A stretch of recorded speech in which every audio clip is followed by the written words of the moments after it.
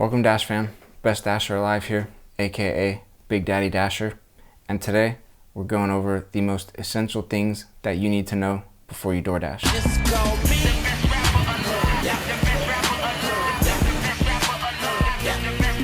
Anytime you do something new, you can get a little nervous, have a couple butterflies. Don't worry about literally anything. It's super chill, super easy. The app's gonna walk you through everything. It has really good instructions, and really like all you're doing is picking up food somewhere and you're just going to the address and dropping it off. It's really not much more complicated than that. You can Dash anywhere you want, by the way. You're not limited to just the area that you're in. You can go to different areas. You're not even limited to just the state that you're in. You can go to different states and Dash in different states. With that said, areas can vary greatly. Some places are just gonna be much more better suited for making good money from DoorDashing. Other areas, I wouldn't even bother DoorDashing in those areas because you're just not going to be able to make anything that makes it worth it. You might be in an area that's not a very good one, but maybe if you just drive 20 minutes and do a Dash in that area is a great area to earn DoorDash money in. As a DoorDasher, you're not actually an employee of DoorDash. You're actually your own self-employed business that is contracting with DoorDash to go complete those deliveries. Another name for that is you are an independent contractor. It's a business to business relationship, not a business and employee relationship. So since you're not an employee of DoorDash, DoorDash isn't going to take out taxes for you. That's something you're going to have to handle on your own. There's lots of tax consultants, advisors that you can even just have free conversations with if you're feeling very hesitant about things or worried about things. But basically it's just, instead of your employer setting money aside for your taxes, you're just gonna have to do that yourself. But also, since you're operating as a business owner, that can potentially give you more opportunities to save on deductions or throw that money into other business endeavors. And this is where, you want to look at, do you want to be a sole proprietor? Maybe you want to set up an LLC and form an actual business. The most important thing for making the most money possible, I think a lot of people are just going to try and think it's hurry, speed, go as fast as you can to get as much done as you can, and that's honestly not the best way to make as much money as possible. The best way to make as much money as possible is to focus on your strategy. There is strategy you can deploy to maximize your earnings from DoorDash. The majority of people out there DoorDashing are in highly populated areas where more DoorDash is happening, and the strategies that I lay out in my tips videos, when applied, will definitely work. To become a DoorDasher, all you do is download the Dasher app, and then you just go through the sign up process. And as you sign up, you're going to have to link some sort of payment information, and then also you're going to have to link some sort of vehicle.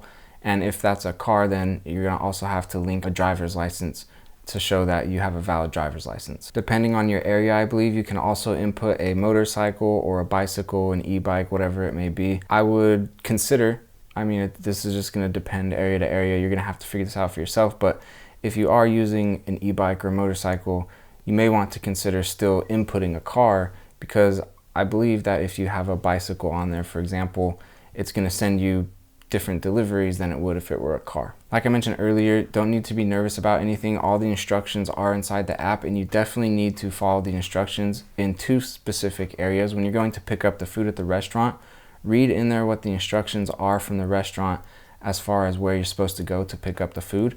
But then also keep in mind that oftentimes they haven't updated that in a really long time, and so it might be outdated and or irrelevant, and so you might just still need to walk in there and figure it out.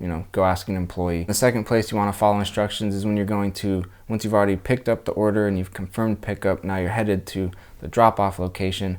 Make sure and read the instructions from the customer. It's going to specify whether they want you to leave it at the door or hand it to them. And then they also might provide additional instructions like a gate code. I think a great tip when you're first getting started, just so you can learn the ropes, but also so that DoorDash can see you're legit and you're serious about completing deliveries, just absolutely crush and try and get it perfect the first 50 to 100 deliveries. And this one's very important. Don't get too hung up on your ratings, especially how DoorDash has designed it. I know they got the red colors and the green colors, and if it's red, ooh, it's bad, and if it's green, it's good. How it works is DoorDash gets an order from a customer, and then it sends out offers to its drivers. And in that offer, it'll say, pick up at this restaurant, deliver at this location. It doesn't provide an exact address, and then it'll tell you how many miles it will take to make that delivery and how much you'll get paid for completing that delivery. And then you get to decide whether or not you accept that offer or not. Don't think that if your ratings are going down a little bit, so is the amount of money you can earn. That's not the case. Now, especially your acceptance rate, especially if you're in a busy DoorDash area, my take is don't worry about it. I just decline all the ones that I don't want, and then I take the ones that I do. Now, customer ratings, you always want to keep those as high as possible, but it's not the worst thing ever if they do drop a little bit, and you will make a mistake or you won't, and you still will get a negative review or whatever. Like, it just happens. And if you want to pump your stats back up, it bases those only off of the last 100 deliveries. So as you complete more deliveries, your stats fall off. And so that's another reason why it's like, it's not just those stats that the DoorDash algorithm is factoring into how it's ranking you as a dasher, because the DoorDash algorithm is looking at your entire history and your recent history and other stuff too. The completion rating and the on time or early rating, I think both of those are good to keep high, and you should always be striving to complete your orders and get them delivered on time or early. But also, if it's a bad order or something goes wrong, or if there's any reason that you want to unassign it, don't be so worried about that completion rate dropping. It's not going to affect things drastically, especially if you're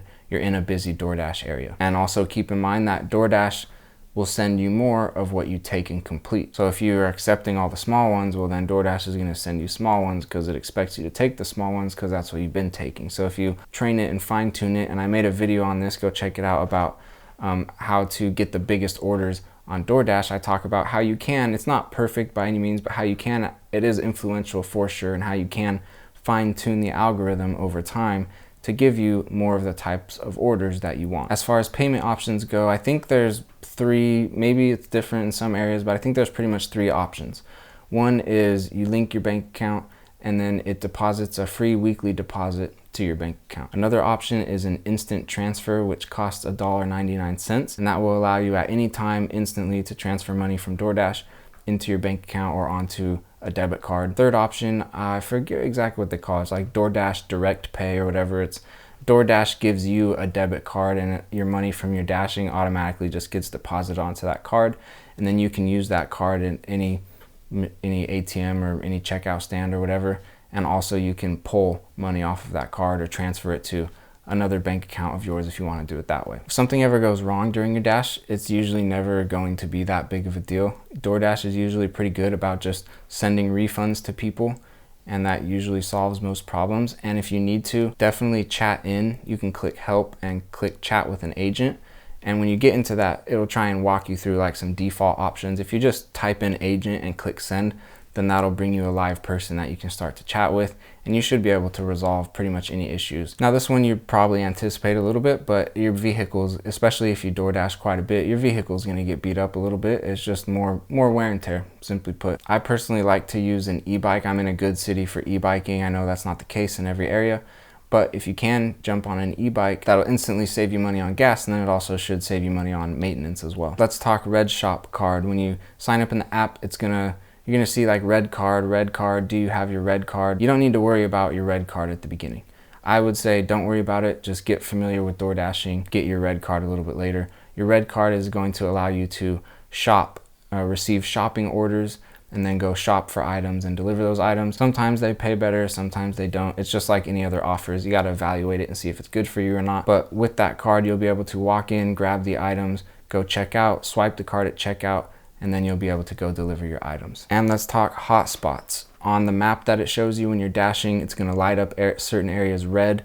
It calls those hotspots. DoorDash says that's the areas it wants you to flock to. I don't usually pay attention too much to the hotspots. Wherever the good restaurants are at that people are ordering DoorDash from a lot, that's where you're gonna kind of want to be, and not necessarily chasing down hotspots. And I think the sweet spot for DoorDashing comes, you know, if you're doing it every day for a while, a couple weeks to a month. I think that's where you really get the hang of things. It really becomes easier. You know your routes better. You've learned which restaurants, that sort of thing. If you're just trying to you just want to get some cash in 1 week and that's it, cool, do your thing.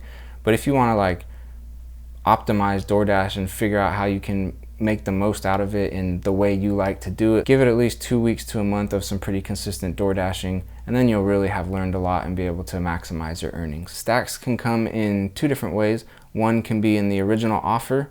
So when you get that original offer, it'll have you pick up at 2 restaurants, deliver at 2 houses, or pick up at 2 restaurants and deliver to 1 house, or pick up at 1 restaurant and deliver to 2 houses. But basically it's stacking multiple orders or multiple houses into one offer, which should make that a bigger dollar amount for you once you complete the delivery. But a stack can also come when you're already on a delivery. So you kind of want to be listening, paying attention to your phone, just in case when you're standing in a restaurant picking up an order or whatever, another offer can ring in to stack the order.